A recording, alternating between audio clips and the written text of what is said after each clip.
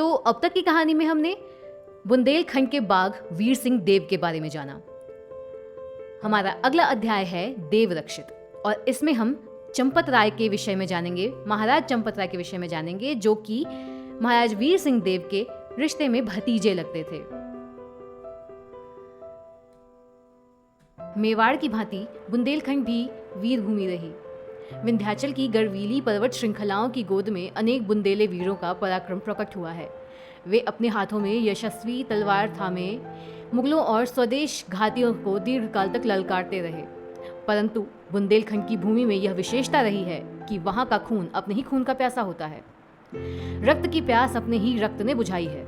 फिर भी स्वदेश को प्यार करने वाले वीरों के त्याग, साहस और वीरत्व चरम सीमा को पहुंच चुके थे।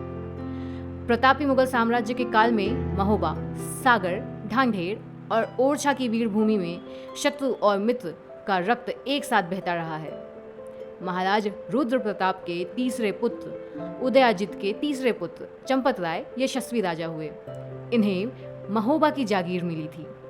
यह छोटी जागीर उदयाजित के पुत्र पौत्रों में बंटकर चंपत राय को केवल 300 रुपये वार्षिक आय की जागीर मिली।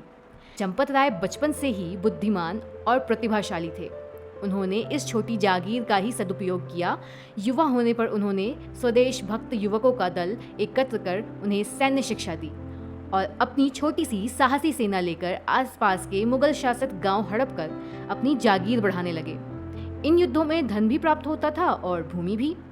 इस प्रकार इनकी जागीर बढ़ती चली गई और एक अच्छी रणकुशल सेना भी तैयार हो गई। चंपत राय अपनी शूरवीरता के कारण बहुत विख्यात हो गए। उन्हें वीर सिंह देव का मुगलों के दरबार में बार बार आना जाना अच्छा नहीं लगता था। उन्हीं की सहमति से वीर सिंह देव ने जहांगीर के मरने के बाद शाहजहां को कर देना यानी टैक्स देना बंद कर दिया। इस पर शाहजहां ने बकी खां की अधीनता में मुगल सेना बुंदेलखंड भेजी, जिसका सामना वीर सिंह देव, चंपत राय तथा उनके साथी वीरों ने किया और उसको परास्त करके भगा दिया। पराजय और खींच से आहत बकी खां जब जंगल से होकर लौट रहा था तो उसे चंपत राय का किशोर पुत्र सारवाहन राह में मिला, जिसे घेरकर उसने मार डाला और अपना क्रोध शांत किया। यद्यपि सारवाहन का वध प्रतिशोधवश किया गया था, परंतु इससे उन बुंदेलों को दुख हुआ जिन्होंने अभी तक चंपत राय का साथ नहीं दिया था। अब उन्होंने उनके मुगल विरोध में सहयोगी होने का निश्चय कर लिया। उन्हें सब भांति सहायता देने का वचन भी दिया। बकी खां की पराजय को देखकर शाहजहां ने स्वयं भारी फौज लेकर बुंदेलखंड पर आक्रमण किया। बुंदेले वीर पूर्ण आत्मविश्वास और वीरता से लड़े। इस युद्ध में चंपत राय ने बुंदेलों का नेतृत्व बहुत कुशलता से किया। चंपत राय की व्यूह रचना और शौर्य के आगे शाहजहां को परास्त होना पड़ा। अब शाहजहां ने आगरा से मुहब्बत खां, दक्षिण से खान जहां और इलाहाबाद से अब्दुल्ला खां को बुलाकर सम्मिलित रूप से बुंदेलों पर आक्रमण किया। मुगलों की सारी फौज बुंदेलखंड के बड़े बड़े मैदानों में फैल गई। इस विशाल सेना का मुकाबला बुंदेले वीरों ने छापामार युद्ध नीति से किया। बहुत दिनों तक मुगल फौज बुंदेलों से आमना सामना करने की प्रतीक्षा में पड़ी रही, परंतु जब सम्मुख युद्ध नहीं हुआ तब अधिकांश मुगल सेना वापस लौट गई और थोड़ी वहीं पर रह गई। जब चंपत राय ने अवसर देखा, पहाड़ी में छिपे अपने वीरों को लेकर बची हुई मुगल सेना पर चारों ओर से आक्रमण कर दिया। भारी मारकाट मची, जिसमें मुगल सेनापति शहबाज खां, बकी खां और फतेह खां मारे गए। इस भयंकर हार की खबर सुनकर शाहजहां ने तीसरी बार फिर मुगल फौजदारों को बुंदेलखंड पर चढ़ाई करने के लिए भेजा। इस बार मोहम्मद उस्मान वली बहादुर खां, अब्दुल्ला खां और नौरोज खां को सेना की कमान सौंपी गई। चंपत राय ने इस बार भी मुगल सेना को परास्त कर दिया।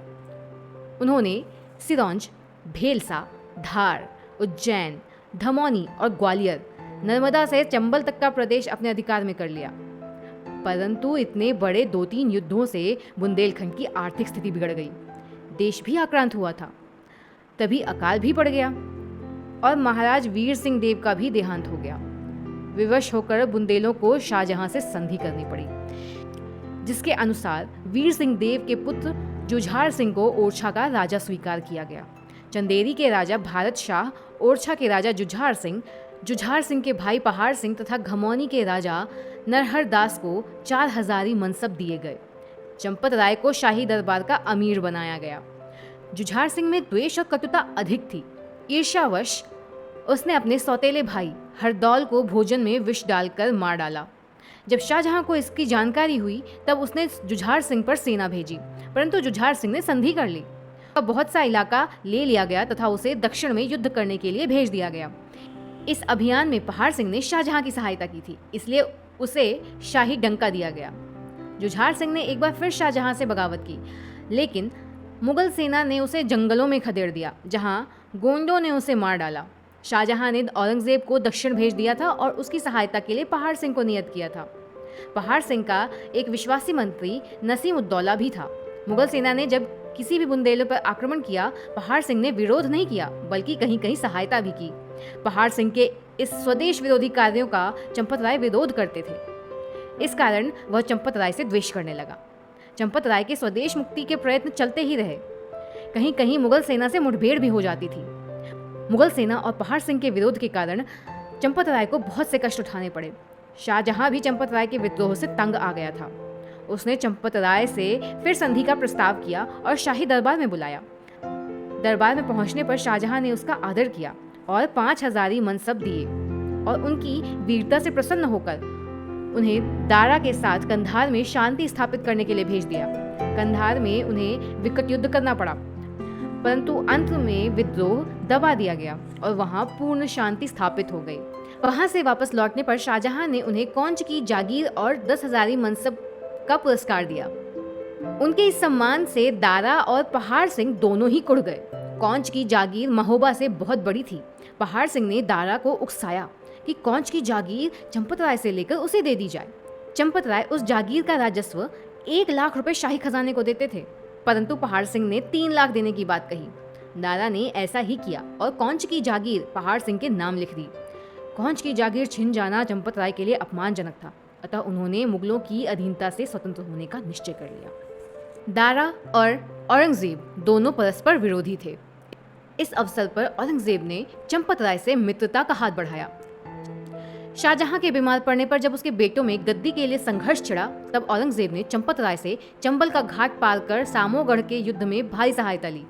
दारा की सेना में बूंदी के छत्रसाल हाड़ा भी थे। उनका रणकौशल अद्भुत था, परंतु चंपत राय की व्यूह रचना के आगे उनका कौशल सफल नहीं हुआ और औरंगजेब विजयी रहा। सामोगढ़ युद्ध की विजय इतिहास की महत्वपूर्ण घटना है। जब औरंगजेब सिंहासनारूढ़ हुआ, उसने चंपत राय को ओरछा से यमुना तक का प्रदेश जागीर में दे दिया। उन्हें 12,000 मनसब भी दिया, परंतु शीघ्र ही तेजस्वी चंपत राय का औरंगजेब से बिगाड़ हो गया। सामोगढ़ युद्ध में एक बहुत बढ़िया नस्ल का घोड़ा चंपत राय ने पकड़ा था। उसी घोड़े को औरंगजेब ने उससे मांग लिया। चंपत राय ने इनकार कर दिया। इसके कुछ दिन बाद शुजा औरंगजेब से लड़ने इलाहाबाद आ पहुंचा।